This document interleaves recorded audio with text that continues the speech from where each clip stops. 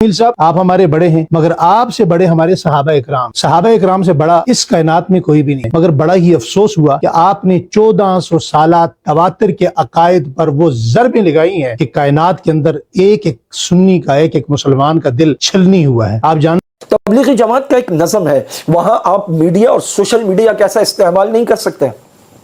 वहां आप नज़म और मशवरे के बगैर हर जगह जाकर बयानात नहीं कर सकते। लेकिन आपको अपने उस जुर्म अजीम पर तौबा करनी होगी। सहाबा के मामले में आप बहुत हल्के हुए और सहाबा दुश्मनों के मामले में आपने वो मोहब्बतें बरसाई कि अल अमान।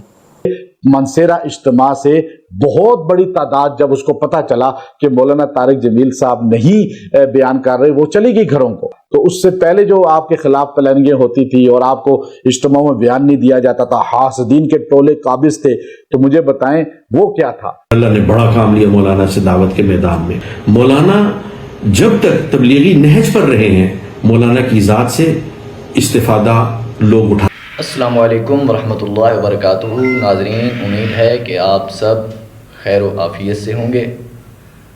तो आज हमारे मौजू का जो शाहसवार हैं वो एक तबलीगी जमात के यानी कि सोशल मीडिया के लीडर। तबलीगी जमात के लीडर की बात मैं नहीं कर रहा, तबलीगी जमात के सोशल मीडिया के लीडर की बात कर रहा हूँ। उस शाहसवार को पूरी दुनिया 6 बर्र-ए-आज़मों में बाखूबी जानती है। मेरी मुराद मौलाना तारिक जमील साहब है। जैसा कि आपको मालूम है कि आजकल सोशल मीडिया पर उनके चंद वॉइसेस का मजमूआ गर्दिश कर रही है कि वो तारिक जमील साहब जिनकी उम्र बीत गई है इखलाकियात का दरस देते हुए, आज वही तारिक जमील साहब, जी हाँ, वही तबलीगी जमात के रुकन यानी मौलाना तारिक जमील साहब, हर कान सुनने से, हर आँख देखने से, हर आँख बिना बादल के बारिश बरसाने लग जाती थी। उनके बयानात में इतनी तासीर होती थी कि एक वक़्त था कि जिसमें अगर कोई ख़बर लीक हो जाती कि आज मौलाना तारिक जमील साहब ने बयान करना है तो दिल जगह से थरम जाते थे। जी हाँ, वही मौलाना तारिक जमील साहब कि जिसकी वजह से 6 बर्र-ए-आज़मों में दीन फैला, यानी कि वो इस दीन में फैलाव का सबब बने। वही मौलाना तारिक जमील साहब हैं कि जिनको बिला किसी तफरीक के यानी वो चाहे जिस मसलक का भी हो, जिस मनहज का भी हो, बग़ैर किसी रंग व नस्ल के तफरीक के इसको सब सुनते थे। जी हाँ, ये वही मौलाना तारिक जमील साहब हैं कि जिनकी कैसेटें लेने के लिए दुकानों पर रश हो जाया करता था। आज जहाँ से उनको शोहरत मिली, उसी मौलाना तारिक जमील साहब को रोका जा रहा है बयानात करने से।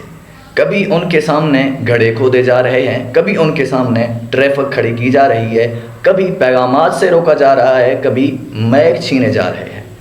वजह क्या है? इस पर उलमा ने जो कुछ तबसरा किया वही मैं आपके सामने रखूँगा। लेकिन एक बात कहूँ जो उन्होंने कही है कि ये फ़ैसले ज़मीनी नहीं हैं, ये फ़ैसले आसमानी हैं। ये फ़ैसले ज़मीनी नहीं, ये सिलसिले ज़मीनी नहीं, ये सिलसिले आसमानी हैं। ये फ़ासले ज़मीनी नहीं, ये फ़ासले भी आसमानी हैं। ये क्यों हैं? इसके लिए भी आप उलमा को सुने। मैं बिना टाइम वेस्ट किए स्क्रीन पर वो बयानात जारी करने लगा हूँ। लेकिन बयानात पूरे सुनने हैं, फिर उस पर उसके बाद आपने तबसरा करना है। लेकिन मेरी इन गुफ्तगू से, मेरे इन तबसरे से, मेरे इस मुवाज़ने से गलत नताइज मत निकालना। मैं उलमा की कदर करता हूँ, करता था और करता रहूँगा। उलमा जितने भी हैं वो हमारे सरों के ताज हैं। बयान सुनिए।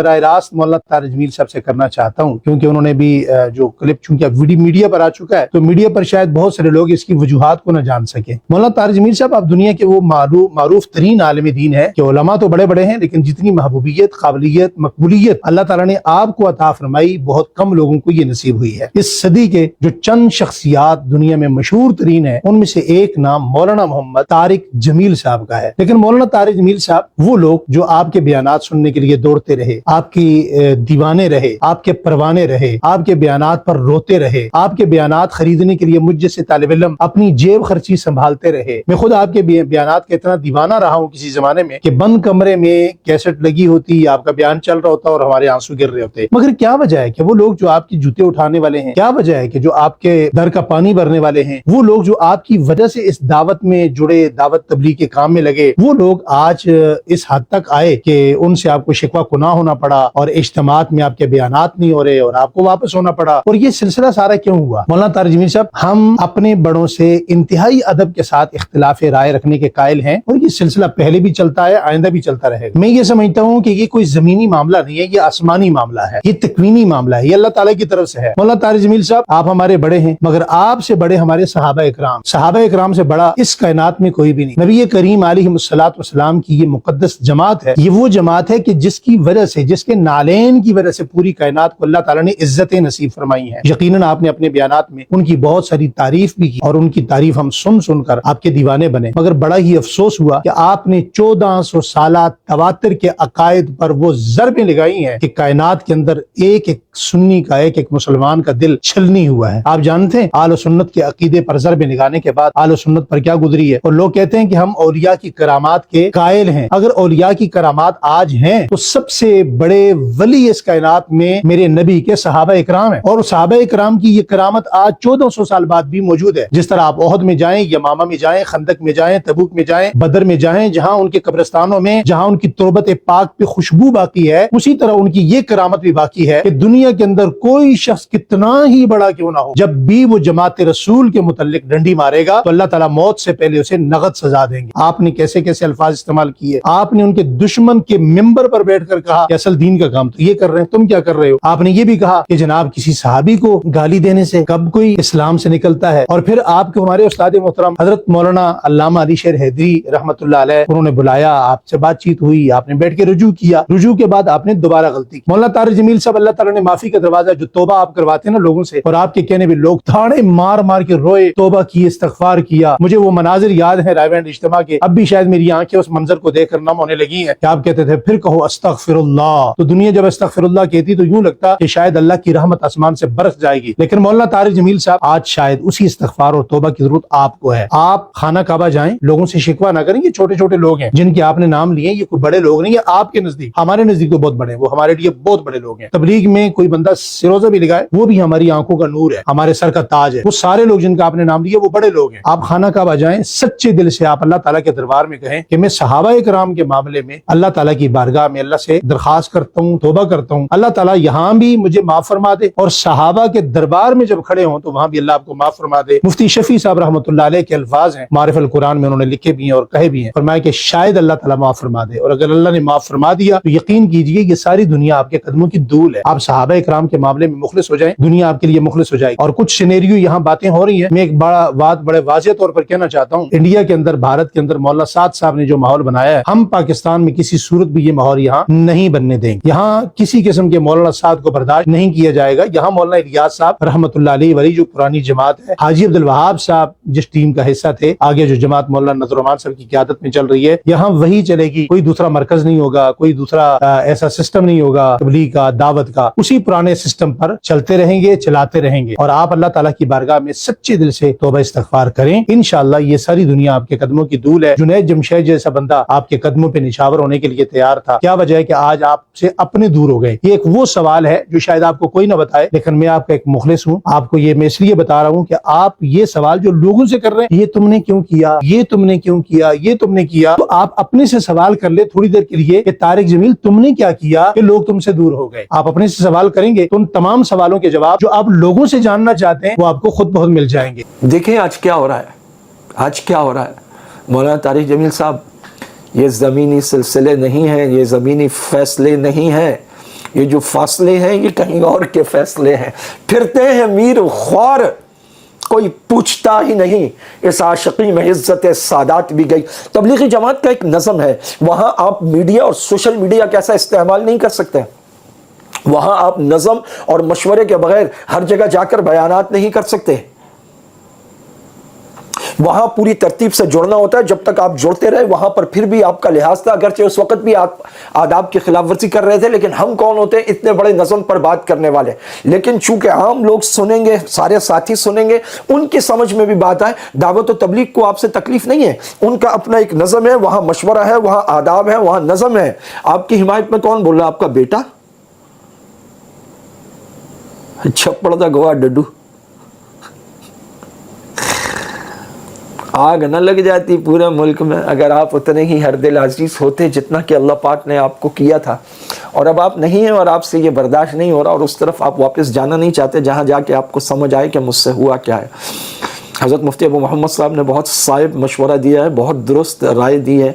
اللہ کرے وہ آپ تک پہنچے اور آپ اس پر عمل کریں, اور صدقہ دل سے اللہ پاک سے آپ توبہ کریں. جو اللہ تعالیٰ نے آپ کو فصاحت, بلاغت, شیرینی, ہر دل عزیزی, دل پذیری عطا فرمائی ہے, آپ دلوں میں واپس پلٹ آئیں اور پھر آپ صحابہ کے ترانے گائیں اور پھر آپ باطل کو للکاریں.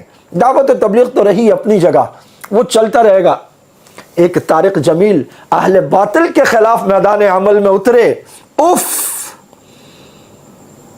اگاں لگ جائیں باطل دے ملکاں وچ تے میداناں وچ. وہاں نہ صحیح, دعوت و تبلیغ کے پورے نظم میں آپ واپس آ جائیں.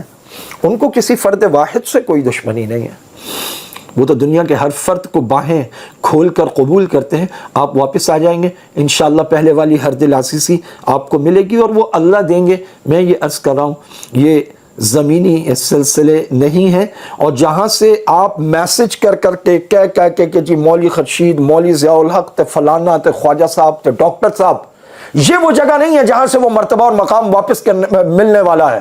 بیمار ہوئے تھے جن کے سبب میر, اسی عطار کے لونڈے سے دوا لیتے ہیں. اس مرض کی دوا یہاں نہیں ہے. آپ یہ میسیجز, یہ شکوہ, یہ دنیا میں مشہور کرنا اور یہ والی دھمکیاں دے کر جتنا اس کا علاج کرنا چاہیں گے, یہ مرض لادوا ہے, اس کا علاج نہیں ہوگا. بڑھتا گیا, الٹی ہو گئیں سب تدبیریں, کچھ نہ دوا نے کام کیا. اس بیماری دل نے آخر دل کا کام تمام کیا. اور جہاں سے آپ دوا لے رہے ہیں وہاں سے دوا ہوگی نہیں, وہاں سے فرق پڑے گا نہیں.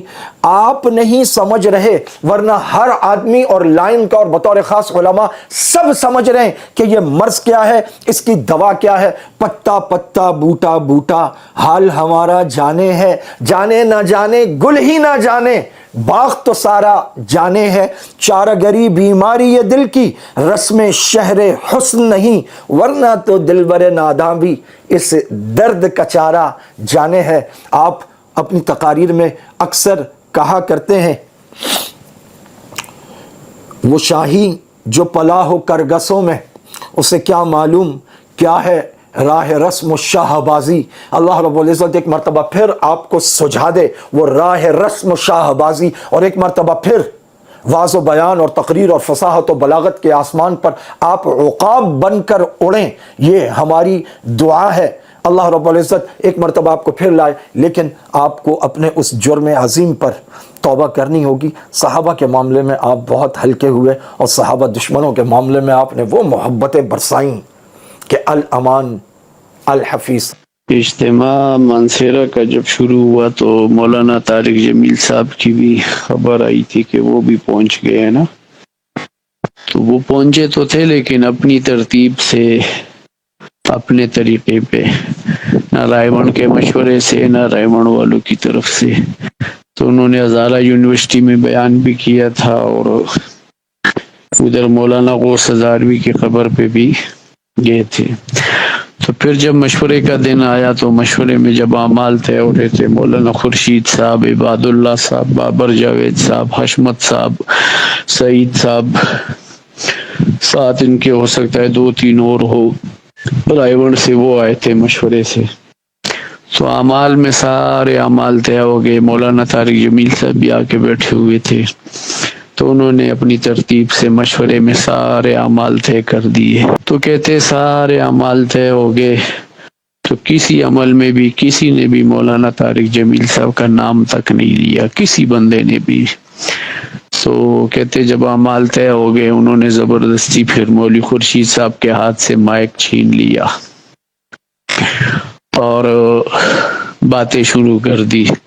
ان میں یہ تھا کہ مجھ سے اللہ نے بر اعظموں میں کام لیا, اور یہ مولوی خورشید ہے, اس کو میں نے انگلی سے چلایا ہے, یہ بچہ تھا. اور یہ جو ضیاء الحق بیٹھا ہوا ہے, مولوی ضیاء الحق, اس کو ہدایات میں نے سکھائی ہیں, لفظ بلفظ اس کو عربی ہدایات میں سکھاتا تھا.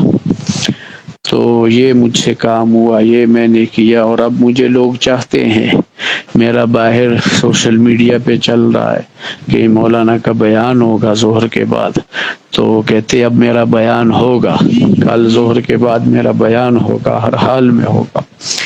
تو پھر جب وہ اٹھنے لگے اور بھی کافی باتیں سنائی. مولانا کی صرف گفتگو نہیں, مولانا کے بیانات کی تحریر, یعنی بیان مولانا نے فرمایا, کسی نے اس کو تحریری شکل میں منتقل کیا اور کسی نے اس تحریر کو پڑھا, وہ بھی مولانا پہ فدا ہوا. تو ایسے سینکڑوں, ہزاروں, لاکھوں انسانوں کی زندگیوں کو مولانا کے ذریعے سے اللہ تعالیٰ نے بدلا ہے, اور اللہ نے بڑا کام لیا مولانا سے دعوت کے میدان میں. لیکن ایک بات سمجھیے کہ تبلیغ ایک نظریاتی کام ہے, اور تبلیغ کا ایک اپنا خاص نہج ہے, اور وہ کسی بھی ادارے یا کسی بھی تحریک کا ہوا کرتا ہے. کوئی بھی ادارہ ہے وہ اپنے ایک خاص نہج پر چلتا ہے, اور جو لوگ اس نہج کے ساتھ ہم آہنگ ہوتے ہیں وہ ان کو ساتھ لے کر چلتا ہے, اور جو اس کے نہج سے ہم آہنگ نہیں رہتے تو ادارہ انہیں قبول نہیں کر سکتا, ادارہ انہیں ساتھ نہیں رکھ سکتا.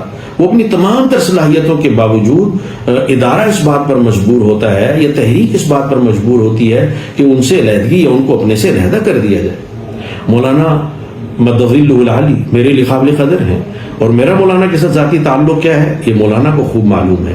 مولانا جب تک تبلیغی نہج پر رہے ہیں, مولانا کی ذات سے استفادہ لوگ اٹھا کرتے رہے, استفادہ ہوتا رہا. مولانا طارق جمیل صاحب دامت برکاتہم العالیہ نے نہ زبردستی بیان کرنے کی کوشش کی اور نہ کبھی ایسا ہوا ہے. ورنہ آپ دیکھیے منصیرہ اجتماع سے بہت بڑی تعداد جب اس کو پتا چلا کہ مولانا طارق جمیل صاحب نہیں بیان کر رہے, وہ چلی گئی گھروں کو. اور آپ دیکھ رہے ہیں میڈیا دکھا رہا ہے کہ وہ چلے گئے گھروں کو.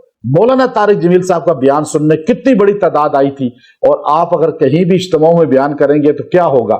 آپ کہہ رہے ہیں میڈیا میں تو وہ آئے ہیں 2015-16 کے بعد, تو اس سے پہلے جو آپ کے خلاف پلاننگیں ہوتی تھی اور آپ کو اجتماعوں میں بیان نہیں دیا جاتا تھا, حاسدین کے ٹولے قابض تھے, تو مجھے بتائیں وہ کیا تھا. یہ صرف اور صرف جو ہے پروپیگنڈا ہے. مولانا طارق جمیل صاحب دامت برکاتہم العالیہ صبر ہے ان کا, بہت صبر ہے, اور اتنا مالدار آدمی جو خاندانی مالدار ہے, جس کی وجاہت ہے خاندانی, اور اللہ نے ان کو نوازا ہے. پھر وہ دنیا داری اتنے بڑے چیزوں کو چھوڑ کے تبلیغ کے کام میں لگے تو کھب گئے اس میں, اور ایسا تبلیغ کے کام کو کہ ان کا بیانات سن کے لاکھوں لوگ تبلیغ میں لگ گئے. آپ ان کو ضائع کر رہے ہیں. آپ تو قیمتی آدمی کی قدر کریں. یہاں تو تبلیغ والے ریڑھی والے کو بھی گلے لگاتے ہیں کہ یہ بڑا قیمتی ہے, تو آپ اتنے قیمتی آدمی کو پسے پش ڈال رہے ہیں اور اس کو اس طرح جو ہے اس کے ساتھ سلوک کر رہے ہیں. تو یہ تبلیغی انداز نہیں ہے, میرے نبی کا انداز نہیں ہے, اور ایسے انداز سے ہم بری ہیں, ایسے انداز والوں سے بھی ہم بری ہیں. جی, یہ بیانات آپ نے سب سن لیے.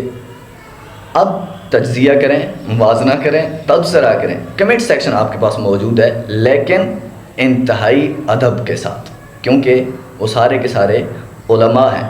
ہم علماء سے اتفاقی رائے کے بھی قائل ہیں, اور اختلاف رائے کے بھی انتہائی مناسب اور انتہائی ادب کے ساتھ قائل ہیں.